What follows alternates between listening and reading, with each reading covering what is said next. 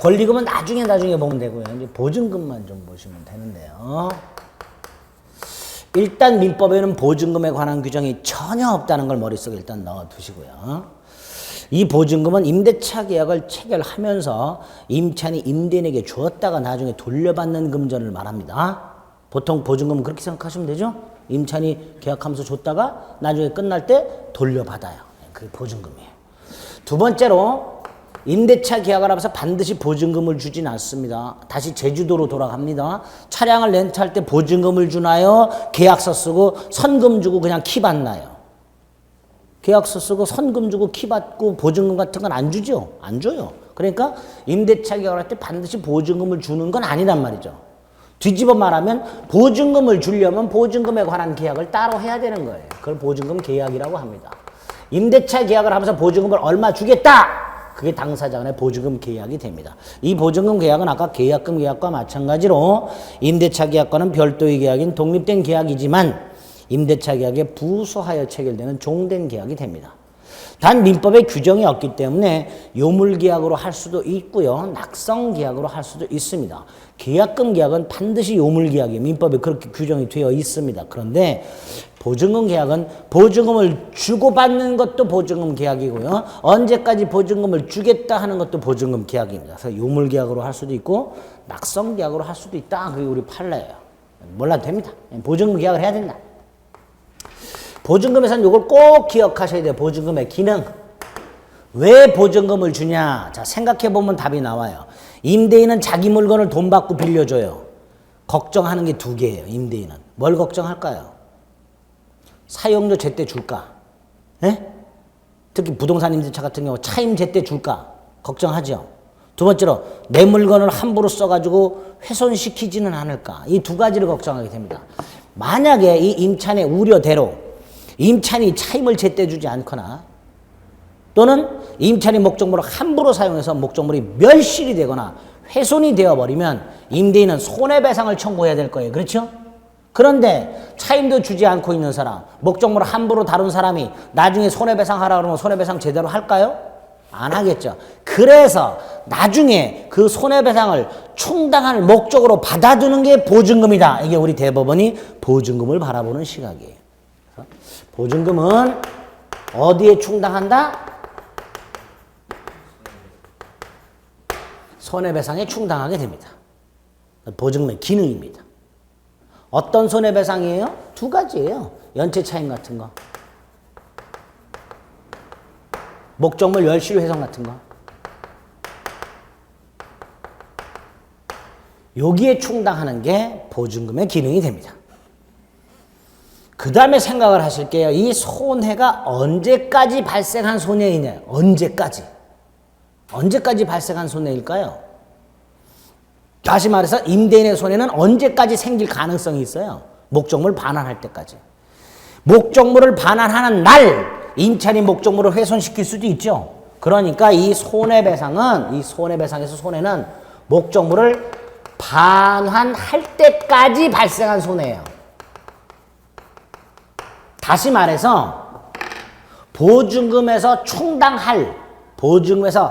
까야 될 손해배상은 목적물 반환할 때 액수가 확정이 됩니다.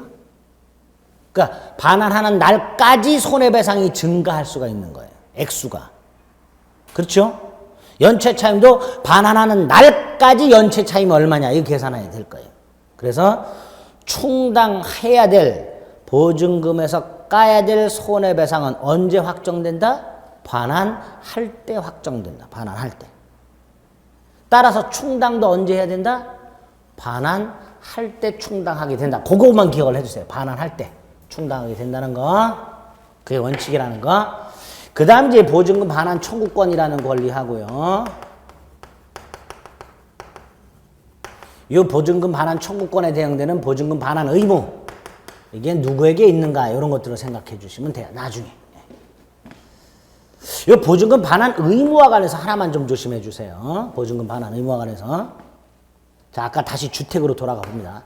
갑의 아파트를 을에게 임대를 했고요. 을이 보증금 1억에 뭐 월세를 100만 원을 주기로 했다. 보증금을 일단 1억을 줬습니다. 근데 그 상태에서 주택을 팔았어, 이 아파트를. 자, 이때 보증금을 누가 반환해야 되는지 생각을 해봅니다. 누가 반환해야 되는지, 갑이 반환해야 되는지, 새로운 소유자 병이 반환해야 되는지 생각해봅니다.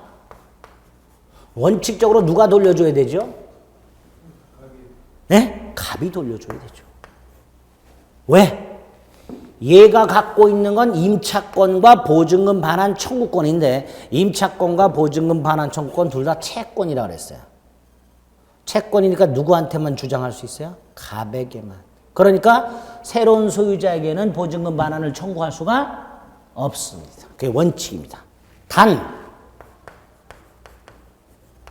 을이 뭘 갖추면 대항력이라는 걸 갖추면 을은 임차권을 병에게 주장할 수 있죠? 그럼 보증금 반환도 병에게 주장할 수 있게 됩니다. 또 하나, 얘가 설령 대항력이 없어도 병이 갑으로부터 이 아파트를 살 때, 이 아파트가 3억짜리라고 생각을 해보세요. 병이 2억을 주고 이걸 인수하는 경우가 있어요. 병이 갑에게 2억을 주고 저 을 보증금 얼마냐? 1억이다. 그럼 그건 내가 줄게. 반환. 인수하는 경우가 있어요. 즉 갑과 병이 합의를 하는 경우가 있어요. 합의. 그러면 누가 돌려주면 돼요? 병이 돌려주면 되죠. 예외예요. 이렇게 보증금, 임대차 계약을 체결하면서 임차인이 임대인에게 교부했던 보증금을 누가 돌려주느냐와 관련하여 원칙과 예외를 반드시 이렇게 정확하게 구별해서 기억하셔야 됩니다. 원칙은 구소유자가 반환한다. 원칙이. 다만 임차인이 대항력을 갖고 있거나 구소유자와 신소유자가 합의를 한 경우에는 신소유자가 부담한다는 거예요. 근데 여기에 또 문제가 하나 생겨요. 을이 이걸 원하지 않아요. 을이 원하지 않는 경우가 있을 수 있어요. 예를 들어서 새로운 소유자 병이라는 사람이 을을 찾아왔어요. 찾아와가지고 제가 이 아파트 새로 산 사람인데요. 소유자인데요. 당신한테 줘야 될 1억을 내가 인수해서 나중에 돌려주기로 했으니까 기간이 끝나면 나한테 받으세요. 라고 인사를 하러 왔어요. 얘가. 인사차. 그런데 머리가 짧고 검은 양복에 다리를 털어. 이 병이. 그리고 돌아가는데 뒤에 사시미가 딱 꽂혀 있어. 칼이. 무서워. 무슨 생각을 할까요? 이거 나중에 임대차가 종료되었을 때 저 사람 말대로 1억 보증금 달라 그러면 쉽게 돌려주지 않을 것 같아. 야, 네가 받아 나가. 뭐 이래 가면서. 그러니까 을은 아유, 임대차 기간 남은 거고 나발이고 그냥 순진한 갑한테 받아서 나가고 싶어. 그런 경우 있을 수 있죠. 원하지 않는 경우가 분명히 있을 수 있어요. 근데 이거에 대해서 우리 민법이 당연히 아무런 규정이 없어요. 그래서 우리 판례는 이 경우에 을이 이걸 원하지 않으면 이 을은 갑과의 계약을 뭐 할 수 있다? 해지.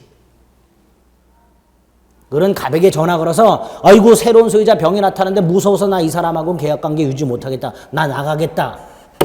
기간 남았지만 나가겠다. 해지할 권리가 있다라고 해요. 그러면 꼼짝없이 갑이 돌려줘야 됩니다. 이때 갑은 난 몰라. 병한테 받아. 이렇게 말할 수 없습니다. 우리 판례는 을은 갑과의 계약을 해지하고 갑으로부터 보증금을 돌려받을 수 있다. 이렇게 해석을 합니다. 이걸 딱 머릿속에 순서대로 기억해 두셔야 돼요. 네, 꼭 기억해. 자, 보증금에 대해서는 요거에다가 이제 나중에 조금 더 추가만 하면 됩니다. 권리금은 지금 쳐다도 보지 마시고요. 권리금은 제일 논란이 많은 겁니다. 마지막으로 이제 임대차 종료가 나옵니다. 임대차 종료란 임대차가 끝나는 걸 말하는데요. 뭐 기간이 만료돼서 종료하는 경우가 있을 수 있고요. 기간이 만료돼서 갱신이 안 된 경우, 뭐 임차권을 포기하는 경우도 있고요. 스스로 등등 여러 가지가 있는데 그 중에 해지에 의한 종료가 2개가 있어요. 해지에 의한 종료. 요게 중요합니다. 하나가 일정 기간이 경과해야 해지가 되는 경우가 있어요. 또 하나는 즉시 해지가 되는 경우가 있습니다. 예를 들어서 임차인이 임대인에게 계약을 해지한다라고 했을 때, 또는 임대인이 임차인에게 계약을 해지한다라고 했을 때, 이 해지의 의사표시가 상대방한테 도달하면 해지가 되는 게 즉시 해지예요.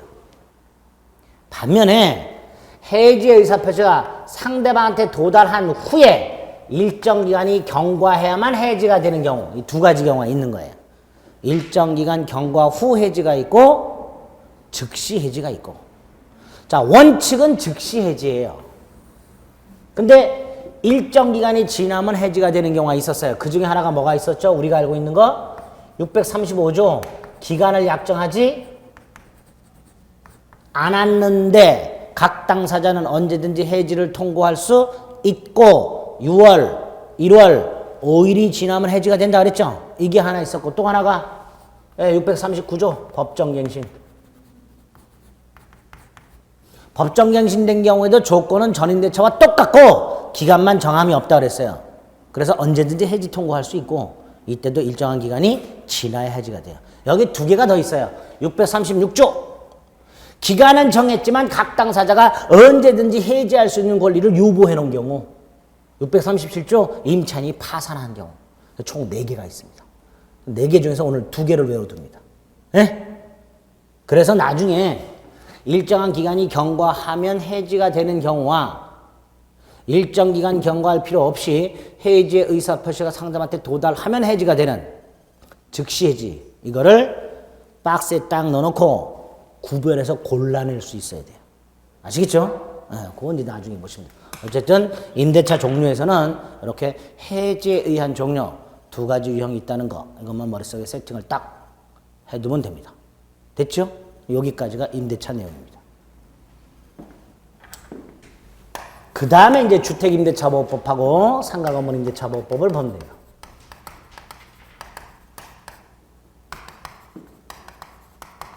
주택임대차보호법하고요, 상가건물임대차는요, 내용이 거의 똑같아요. 거의 똑같아요. 그래서 주택임대차보호법만 잘 정리되면 상가건물임대차는 주택임대차하고 다른 거, 주택임대차와 비교해서 다르게 되어 있는 거, 요것만 몇 개 잘 추려서 보시면 충분히 문제를 푸실 수 있습니다. 내용은 거의 똑같습니다. 차이가 뭔지만 조금 주목해서 봐주시면 됩니다. 이 주택임대차나 상가건물임대차는 민법상 임대차 중에서 객체가 주거용 건물이거나 상가 건물일 때 적용되는 게 주택임대차보호법, 상가건물임대차보호법이에요. 그런데 민법에 분명히 임대차와 관련된 규정이 있음에도 불구하고 왜 굳이 주택임대차보호법이나 상가건물임대차보호법이라는 특별법을 따로 만들어 놨을까? 그게 제정 목적이 되는 거예요. 왜 만들었을까? 두 번째로 이때 주택임대차보호법이나 상가건물임대차보호법은 어디에 적용이 되는가? 적용 범위의 문제가 두 번째로 나와요. 모든 임대차에 적용되는 게 아니잖아요. 그렇죠? 그러니까 어떨 때 어디에 주택임대차나 상가건물임대차보호법이 적용되느냐. 그렇게 적용이 되면 도대체 주택임대차보호법이나 상가건물임대차보호법에서는 민법상 임대차와는 다른 어떤 특별한 게 뭐가 있을까? 3가지가 있어요. 대항력 부여가 있고요. 보증금 회수 장치가 있고요. 존속기간을 보장해 줍니다. 이거 외에 몇 가지 기타 등등이 있어요.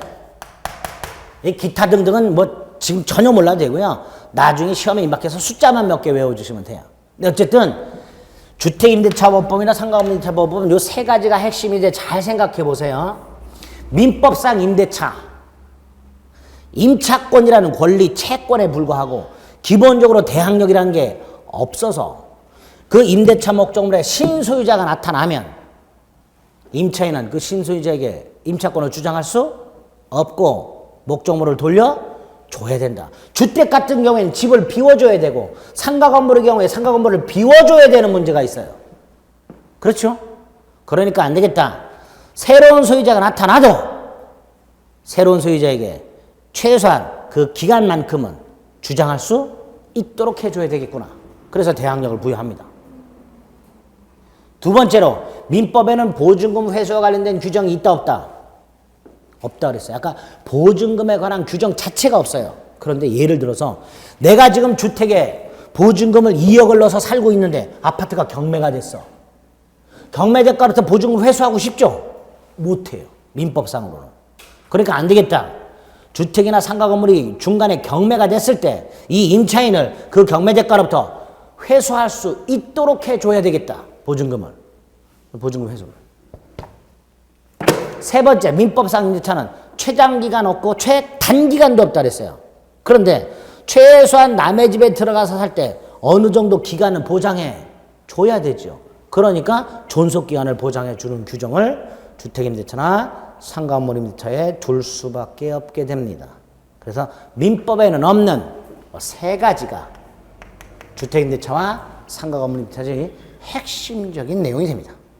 그리고 나머지 차임증감 청구라든가 보증금을 월단위 차임으로 바꾸는 경우라든가 주택임대차사 임차권을 승계한다든가 이런 몇 가지 문제점들이 더 있을 수가 있어요. 그런 건 나중에 보면 되고요. 오늘은 요 세 가지를 기준으로 해서 나머지 재정 목적과 적용 범위를 머릿속에 딱 세팅을 해두면 됩니다. 자, 먼저 재정 목적 좀 전에 말씀을 드렸어요. 민법에는 이런 게 있다 없다? 없다. 없으니까 그 민법에 없는 특별한 규정을 마련을 해서 주택임대차의 경우에는 국민의 주거생활 안정,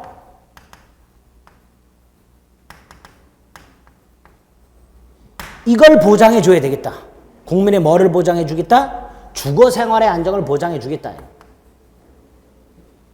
상가건물은 국민의 영업활동, 경제생활, 물건을 사고 팔고 영업활동하는 우리 흔히 얘기하는 자영업, 그 영업활동, 경제생활의 안정을 보장해 줘야 되겠다.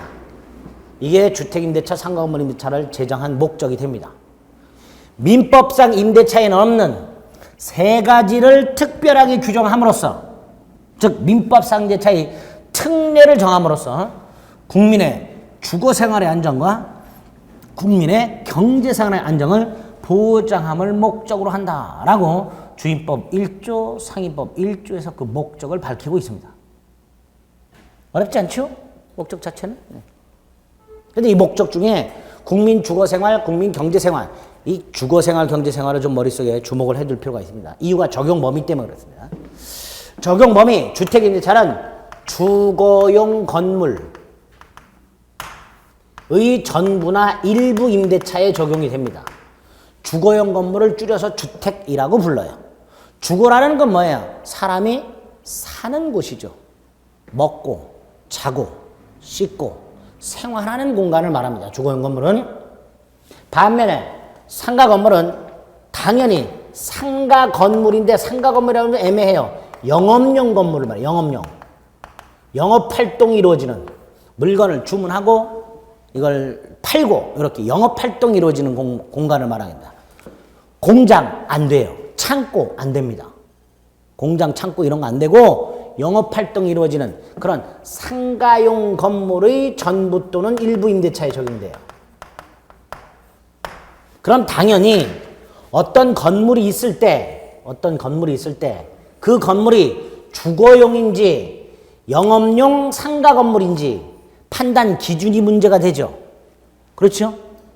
이 판단 기준에 대해서 두 가지가 있어요. 하나가 공부상 용도로 기준하는 경우, 공부상 용도. 공부상으로 주거용으로 되어 있는지 사무실용으로 되는지 영업용으로 되어 있는지 이 공부상 그 용도를 기준으로 하는 게 있고, 또 하나가 실질적으로 주거용으로 쓰고 있냐, 실질적으로 사무용으로 쓰고 있냐, 이런 걸로. 이유가 뭘까요? 최근에 우리 전세난이 심화되다 보니까 뭐 옛날부터 그랬지만 사무실용 오피스텔을 지어놓고 거기에 신혼부부나 독신자들이 들어와서 사는 경우 많죠. 하나의 건물에 일정 부분들이 어디는 주거용으로 쓰이고 있고 어떤 건 영업용으로 쓰이고 있고 이런 경우가 굉장히 많단 말이죠. 그럼 이거를 주거용으로 볼지 상가 건물로 볼지 일반 건물로 볼지 애매하죠. 이럴 때 그 건물의 공부상 용도로 판단할지 실질적으로 주거용으로 쓰는지 아닌지 갖고 판단할지가 문제가 되는데 우리 대법원은 후자로 봅니다. 후자가 뭐야? 실지 용도. 그러면 다시 한번 분명히 대법원 전철역 근처에 있는 사무실용 오피스텔이지만 그 중에 하나를 빌려가지고 살고 있더라. 그럼 뭐가 적용돼요? 주택임대차보호법이 적용되는 거예요. 근데 1층에는 식당을 운영하고 있다. 그럼 그건 뭐가 적용되는 거예요? 상가건물 임대차보호법이 적용이 되는 거예요. 이렇게 실지 용도를 가지고 판단한다는 거.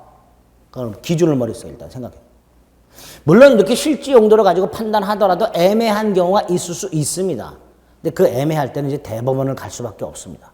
어쨌든 우리 대법원이 갖고 있는 기준은 뭐다? 실지 용도다. 이렇게 생각하시면 돼요.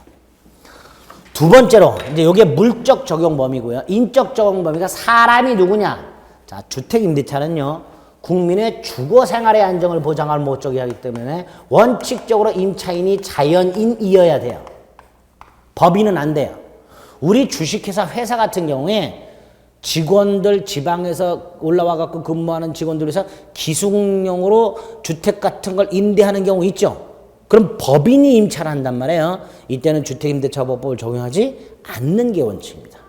주거생활의 안정이라는 건 자연인만 하기 때문에 자연인이 임차인인 경우에만 적용되는 것을 원칙으로 합니다. 물론 법인이 예외적으로 적용되는 경우는 있어요. 있는데 원칙이 자연인. 반면에 상가건물은 경제생활을 하기 때문에 경제생활은 꼭 자연인만 하는 게 아니죠. 회사도 한단 말이에요. 그러니까 자연인뿐만 아니라 법인인 경우에도 상가건물 임대차보호법이 적용됩니다. 여기에 상임법에만 조금 다른 게 하나 있어요. 주택임대차보호법은요. 이 주택임대차 계약 당시 지급하는 보증금, 이 보증금의 액수가 얼마냐와 상관없이 다 적용이 됩니다. 주거용 건물이기만 하면. 즉 보증금을 제한하지 않아요. 반면에 상가건물 임대차의 경우에는 일정한 보증금 이하에만 적용이 됩니다. 일정한 보증금 이하에만 적용돼요. 예를 들어서 서울 같은 경우에는 보증금이 4억 이하의 경우에만 상가건물 임대차보호법이 적용이 돼요. 그러니까 만약에 서울에서 보증금이 4억을 초과한다. 상가건물 임대차보호법 적용 안 됩니다. 그리고 이 보증금을 계산할 때 환산보증금이라는 개념이 하나 나와요. 주택임대차보호법에는 환산보증금이라는 개념이 없습니다. 상가건물에만 있어요. 자, 이 환산보증금은 뭐냐? 보증금과 월단위 차임 곱하기 100을 더한 금액. 이게 환산보증금이에요. 그럼 좀 전에 제가 서울의 경우에 4억 이하라 그랬죠? 보증금이 2억이고 월 차임이 250이야. 그럼 2억 플러스 250만 원 곱하기 100 하면 2억 5천이죠? 합하면 4억 5천. 상위법 적용 안 됩니다. 이렇게 상가건물 임대차에는 환산보증금이라는 개념도 있습니다. 단 이걸 초과하는 상가건물 임대차는 상가건물 임대차보호법 자체는 적용이 안 되지만 상가건물 임대차보호법에 있는 내용 중에서 대항력하고 권리금 회수 이런 것들은 예외적으로 적용이 돼요. 나중에 볼 거예요. 기본적으로 원칙적으로 일정한 보증금 이하의 임대차에만 상가건물 임대차보호법이 적용되는 것이 원칙이다. 이렇게 생각을 하시죠. 주의법은 그런 거 없다. 그래서 상임법에는 환산보증이라는 개념도 따로 있다. 이렇게 기억하시면 돼요. 이렇게 주택임대차보호법과 상가건물임대차보호법의 제정 목적과 적용 범위 머릿속에 딱 기본된 세팅입니다. 세 번째로 이렇게 적용이 되면 나오는 게 뭐다? 대항력 부여. 자, 대항력이라는 게 뭐라 그랬어요? 아까 제3자에게도 임차권을 주장할 수 있는 힘. 그렇죠? 그래서 주택임대차나 상가건물임대차법에서 뭐라고 돼 있냐면 그 주거용 건물, 즉 주택이나 상가 건물을 양수한 사람은 이 주거용 건물이나 상가 건물을 돈 주고 산 사람은 임대인지위를 승계한다. 이렇게 해놨어요. 아예 쐐기를 박아놨어요. 주거용 건물이나 상가 건물을 돈을 주고 산 사람은 임대인지위를 승계한 것으로 본다. 이렇게 해놨어요. 이게 대항력의 뜻이에요. 그러니까 주택임차인이나 상가 건물 임차인은 새로운 소유자에게 자신의 임차권을 주장할 수 있다. 이렇게 되는 거예요. 근데 이거 아무한테나 인정해 주지 않습니다. 대항 요건이라는 게 있습니다. 주택의 경우에는요, 주택을 인도받고 그 주소지로 주민등록을 옮겨야 돼요. 상가 건물의 경우에는 상가 건물을 인도를 받고 그 주소지에 사업자 등록을 신청해야 돼요. 이게 대항 요건이라는 거예요. 이걸 갖췄을 때 다음 날 0시 대항력을 갖도록 되어 있습니다. 주택 임차인이나 상가 건물 임차인이 그 주택 임차권이나 상가 건물 임차권을 굳이 등기하지 않았다 하더라도 주택을 인도받고 주민등록으로 옮기거나 주택을 인도받고 상가 건물을 인도받고 사업자 등록을 신청하게 되면 다음날 0시에 대항력을 갖도록 되어 있는데, 상가 건물은요, 사업자 등록을 신청만 하면 아직 사업자 등록증을 교부받지 않았다 하더라도 신청만으로 그 다음날 대항력이 생기는 반면에 요 주택은 요 주민등록이 문제가 좀 돼요. 여러분들이 직접 주민등록을 옮기진 않습니다. 여러분들은 전입신고를 해요. 신주소지 가서 뭘 한다고요? 전입신고를 해요. 전입신고하면 그 전입신고서를 수리한 공무원이 그 전입신고서에 기재되어 있는 주소지로 여러분의 주민등록상의 주소지를 옮기게 됩니다. 동사무소 가면 주민등록 원부라는 게 있죠. 그 주민등록 원부에 있는 주소지를 여러분이 직접 가서 옮기는 게 아니고 여러분은 뭐만 하고 옮겨달라고 전입신고를 하고 그 전입신고를 받아서 공무원이 주민등록상의 원부상의 주소로 옮기게 돼요. 근데 이게 시간 차이가 좀 있을 수 있어요. 전입신고는 1월 10일 날 했는데 1월 10일이 금요일 오후 5시 59분에 했어. 6시 땡 되면 공무원은 퇴근합니다. 그렇죠? 예? 그래서 그 공무원은 토요일 날 출근 안 하니까, 일요일도 안 하니까, 월요일 와서 하겠죠? 월요일 날 연차를 냈어, 이 사람이. 화요일은 월차를 냈어. 수요일 날 왔어. 그래서 주민등록이 1월 15일 날 옮겨졌어. 이 시간 차이가 있을 수 있죠? 그러면 분명히 전입신고는 10일 날 했는데 주민등록은 15일 됐으니까 16일 0시에 대항력을 갖는다는 문제가 생겨요. 그렇죠? 그래서 전입신고 한때 주민등록한 것으로 본다.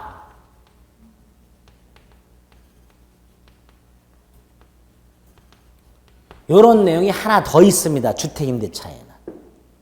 상가 건물은 그냥 사업자 등록 신청만 하면 그걸로 끝나지만, 그러니까 날짜의 차이가 없지만, 주택임대차는 저렇게 주민등록을 요건으로 하지만 전입신고를 통해서 주민등록이 옮겨지다 보니까 시간 차이가 있을 수 있어서 이렇게 전입신고 한때 주민등록 한 것으로 본다. 이렇게 규정을 두고 있어요. 어쨌든 이런 요건을 갖춰야만 대항력이라는 게 생기게 됩니다. 이때 이 주민등록이나 사업자 등록 신청은 그 주소지에 대항력을 갖춘 임차인이 있다는 사실을 대외적으로 알리는 기능을 하는 거예요. 그러니까 이 주택을 사는 사람, 이 상가 건물을 사는 사람은 거기에 대항력 있는 임차인이 있으니까 주택이나 상가 건물을 샀다 하더라도 그 임차인을 내쫓지 못한다. 조심해라.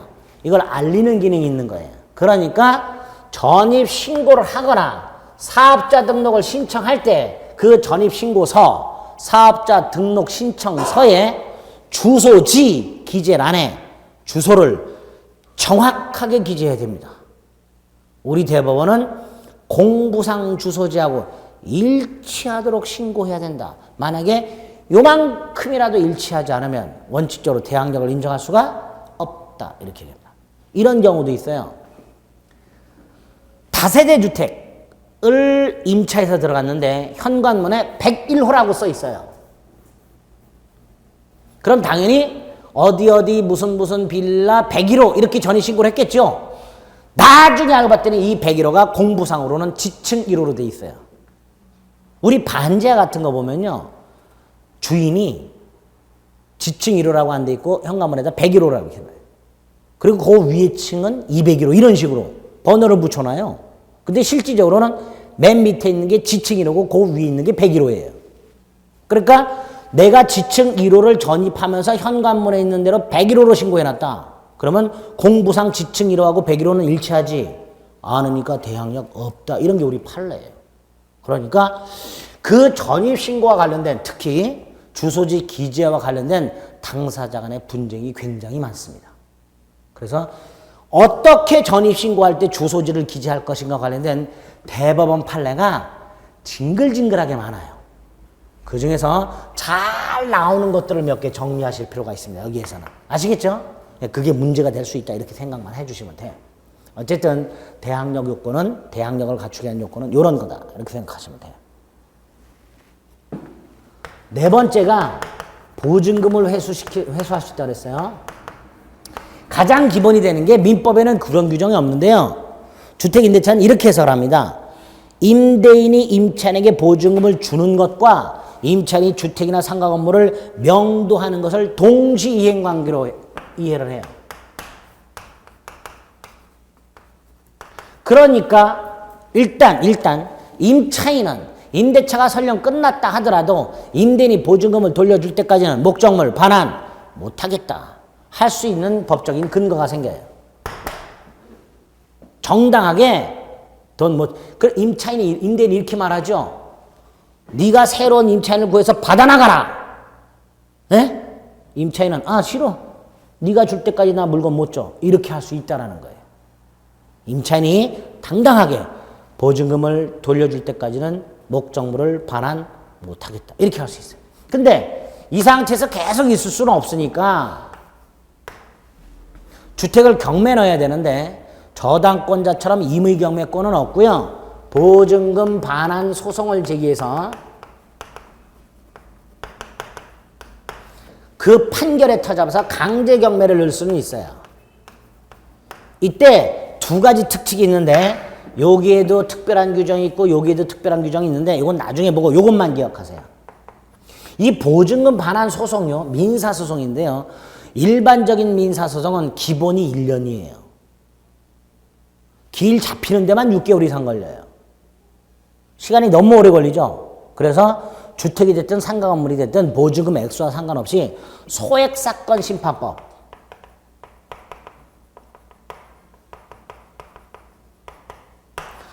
민사소송법이 아니라 소액사건 심판법 규정을 적용하게 되면 절차가 굉장히 빨라져요.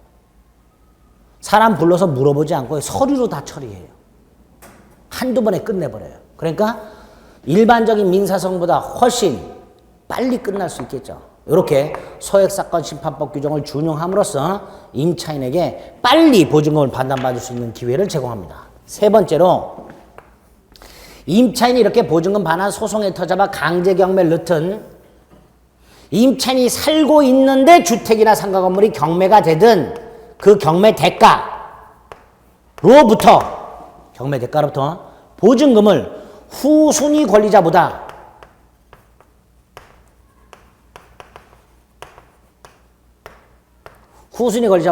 우선해서 배당을 해줍니다. 담보물권하고 똑같아져 버려요.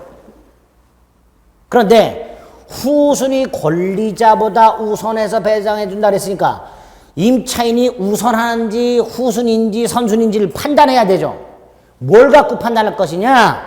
계약 증서상에 찍혀있는 확정일자 가지고 판단해요.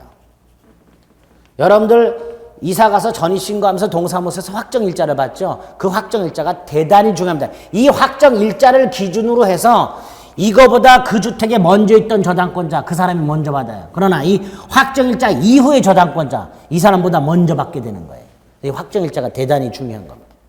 근데 확정일자만 갖고는 안 되고 앞에서 저 대항력이 있다는 전제에서 대항요건을 갖췄다는 전제에서 확정일자를 받아야 이 확정일자에 따라서 권리의 선후를 판단해서 보증금을 배당해 줍니다. 여기까지 됐죠?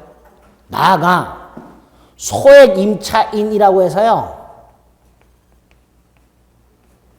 보증금이 일정액 이하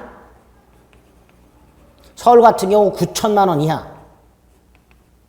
주택의 경우 요 임차인의 경우에는 보증금이 일정액 이하 임차인의 경우에는 그 보증금 중 이걸 소액 보증금이라고 해요. 소액 보증금 중 일정액을 가장 먼저 배당을 해줘요. 보증금이 일정액 이하라는 건 우리나라에서 경제적으로 가장 약자라는 뜻이에요. 주택 보증금 1,000만 원, 이렇게 100만 원 이렇게. 경매가 됐는데 한 푼도 못 받고 쫓겨나는 경우도 있을 수가 있어요. 순위가 밀리면. 그럼 어디 가서 방 한 칸도 얻지 못한단 말이에요. 그러니까 안 되겠다. 이 사람들이 어디 가서 방 한 칸이라도 얻을 수 있는 기회는 줘야 되겠다. 그래서 그 소액 임차인이 보증금 중 일정액만큼은 무조건 가장 먼저 배당을 해주는 장치도 있습니다. 이걸 최우선 변제권이에요. 이거는 순서를 안 따지죠. 가장 먼저 배당해주죠. 그러니까 계약서에 확정일자를 안 받아놔도 돼요. 이 임차인은. 어쨌든 가장 먼저 이렇게 배당을 해주는 경우가 있다라는 거. 나중에 요 기준 금액과 최우선 변제 받는 일정액 요거를 외우셔야 돼요. 주택과 상가 건물에서 나중에 오면 돼요. 네. 그건 나중에. 네, 대항요건 나중에. 주택 경매 신청 등기 전까지 대항요건만 갖추면 돼요. 그것도 대항력의 의미도 아니에요. 나중에 말씀드릴 테니까 일단 뭐는 필요 없다. 확정일자는 필요 없다. 요거는 주택 경매 신청 등기 전까지만 갖추면 돼요. 그러면 최우선 변제가 인정됩니다. 어쨌든 경매 대가로부터 이렇게 우선 변제 또 소액 임차인의 경우에는 누구보다도 먼저 일정액을 배당받을 수 있는 이런 장치를 만들어 놨습니다. 네 번째로 지금 임대차가 끝났는데요. 다른 곳에 미리 계약을 해놨어요. 이사 가려고. 근데 임대인이 보증금을 안 돌려줘요. 그래서 보증금을 다른 사람한테 빌려서라도 지금 새로 이사를 가야 돼. 그런 상황이야. 그런데 어찌됐건 보증금을 못 돌려받은 상태에서 다른 데서 보증금을 빌려서라도 새로운 주소지로 새로운 주거지로 이사를 나가게 되면 대항력을 상실하게 되고 그렇죠? 주민등록을 옮겨야 되니까 우선 변제도 못 받는다는 문제가 생겨요. 임차인이 임대인이 보증금을 안 돌려줘요. 그래서 안 되겠다. 소송 제기해갖고 경매 넣어서 경매 대가로부터 회수해야지. 근데 이게 시간이 오래 걸려. 오래 걸리는데 새로 이사를 가야 돼. 그럼 이사 가는 순간 대항력과 우선 변제권이 상실되니까 경매를 넣더라도 우선 변제를 받지 못한다는 문제가 생겨요. 그래서 임차인이 기존 주소지, 기존에 살고 있던 곳에 대항력과 우선 변제권을 그대로 유지한 채 다른 곳으로 이사를 갈 수 있도록 해줘야 돼요. 그래서 마련된 게 임차권 등기 명령제도입니다.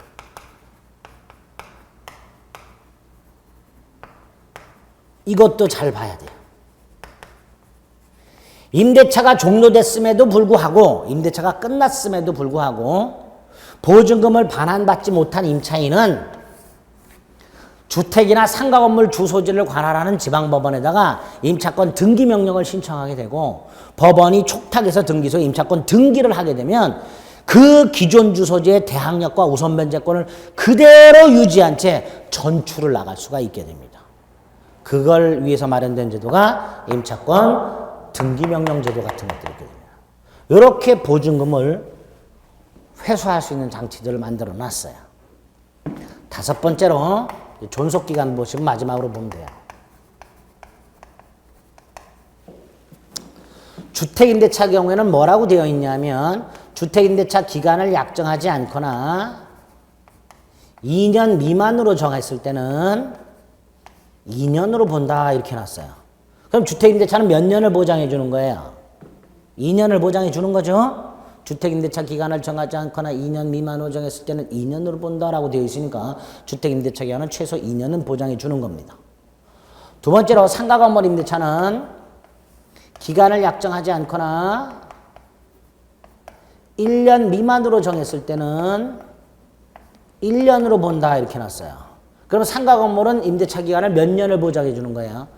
1년을 보장해 줍니다. 간혹 5년 보장된다고 잘못해서 설명해 주시는 중개사분들이 계시는데 5년 보장되는 게 아니라 상가 건물은 일단 1년만 보장이 되는 거예요. 법은 그렇게 되어 있습니다. 이게 첫 번째고요. 두 번째로 요 경우 요 2년 미만으로 정했거나 1년 미만으로 정했을 때 예컨대 주택을 1년 6월로 정했어요. 6개월. 상가 건물을 9개월로 정했어요. 기간을. 주택 임대차 기간을 1년 6개월로 정했다 하더라도 기간은 몇 년? 2년이고요. 상가 건물 임대차 기간을 9개월로 정했다 하더라도 기간은 몇 년이 돼요? 1년인데 임차인만은 이걸 주장할 수 있어요. 임차인만은. 그럼 이렇게 되어 있습니다. 주택 임대차 기간을 2년 미만으로 정했을 때 임차인만은 그 2년 미만의 기간의 유효를 주장할 수 있다. 상가 건물도 기간을 1년 미만으로 정했을 때 상가 건물 임차인은 그 1년 미만 기간의 유효를 주장할 수 있다. 그럼 결국 임차인만은 이 경우에 2년을 주장할 수도 있고 1년 6개월을 주장할 수도 있고요. 이 경우에는 1년을 주장할 수도 있고 9개월을 주장할 수도 있는 거예요. 누구만? 임차인만. 임대인은 무조건 2년, 1년을 보장해 줘야 되고요. 임차인만은 그렇게 주장할 수 있다. 이렇게 되어 있습니다. 두 번째 기억하실 거예요. 세 번째로 기간이 끝났을 때 갱신이 나오는데요. 갱신 두 개가 있어요. 약정갱신과 법정갱신이 있습니다. 약정갱신은 합의로 갱신하는 거니까 크게 신경 안 쓰셔도 되고요. 법정갱신이 문제가 되는데 법정갱신은 아까 말씀드렸죠. 법에서 정한 일정한 요건을 갖추게 되면 갱신한 것으로 간주한다 그랬죠. 자, 요건은 지금 헷갈리니까 지금 보시면 안 되고요. 아까 민법상 임대차의 법정갱신과는 요건이 달라요. 아까 민법상 임대차는 렌천 자동차를 기간이 지났는데도 계속 타고 있고 임대인이 아무 소리 안 하고 그래야 법정갱신 되지만 주택이나 상가 건물은 법정갱신 요건이 달라요. 다르고 그건 나중에 볼 거고 법정갱신 되었을 때 조건은 전임대차와 동일해요. 동일한데 기간이 주택임대차는 2년이 되고요. 상가건물은 1년이 돼요. 기간이. 그러니까 주택임대차가 법정갱신되면 기간은 2년으로 본다. 상가건물이 법정갱신되면 기간은 1년으로 본다. 그럼 결국 임대인은 또다시 2년 또는 1년을 보장해 줘야 되고 엔드 임차인도 2년 더 살아야 되고 1년 더 영업활동을 해야 돼요. 임차인도. 문제가 있죠. 어쨌든 주택이나 상가건물이 법정갱신되면 기간은 2년 또는 1년을 본다라고 돼 있어서 임차인한테도 불리해요. 임차인한테도. 왜? 임차인도 2년 살아야 되고 1년 더 영업활동을 해야 되는 문제가 생겨요. 그래서 이 경우에 또 예외를 둬서 임차인만은 누구만은 임차인은 언제든지 뭐 할 수 있고 해지. 기간은 2년, 기간은 1년이지만 단 임차인만은 뭐 할 수 있고 언제든지 나가겠다 해지할 수 있고 이 경우에 임대인은 느닷없이 해지 통지 받았죠. 보증금을 마련할 시간을 좀 줘야 돼요. 그래서 해지 의사가 임대인에게 도달한 후에 3월이 지나면 해지 3개월 경과 후 해지가 되도록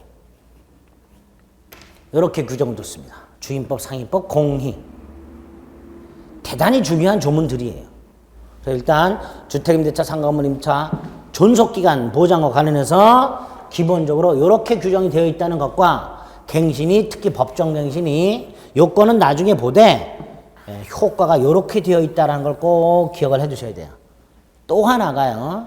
이제 주임법과 상임법 이제 공통적인 내용들이 이런 것들이고 이제 차이가 있는 게 숫자 같은 거, 네? 이런 것들이 있고 또 하나가 주택 임대차에는 있지만 상가 건물에는 엄등에 있어요. 임차권 승계라는 게 있어요. 주택 임대차에는 임차권 승계라는 게 있어요. 이건 뭐냐면 임차인이 죽었는데 그 죽은 임차인한테 사실혼 관계에 있는 사람이 있어요. 혼인신고하지 않고 같이 사는 사람.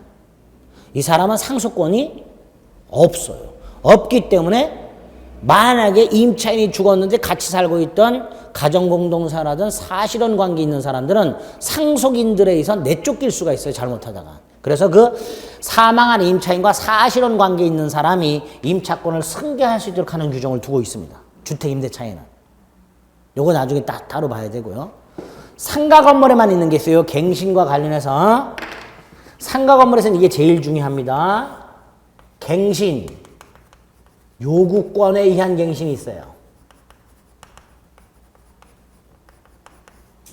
상가 건물에는, 상가 건물 임대차 보호법에는 상가 건물 임차인의, 상가 건물 임차인의, 상가 건물 임대차 보호법 10조 1항부터 3항까지 상가 건물 임차인의 계약, 갱신, 요구권에 의한 갱신이라는 게 있습니다. 상가 건물이 끝나기 전, 기간이 끝나기 전 6월부터 1월까지 그 사이에 임차인이 임대인에게 갱신을 요구해요. 이때 임대인은 함부로 거절을 못합니다. 상가 건물 임대차 보호법에서 8가지 사유가 있어요. 거절할 수 있는.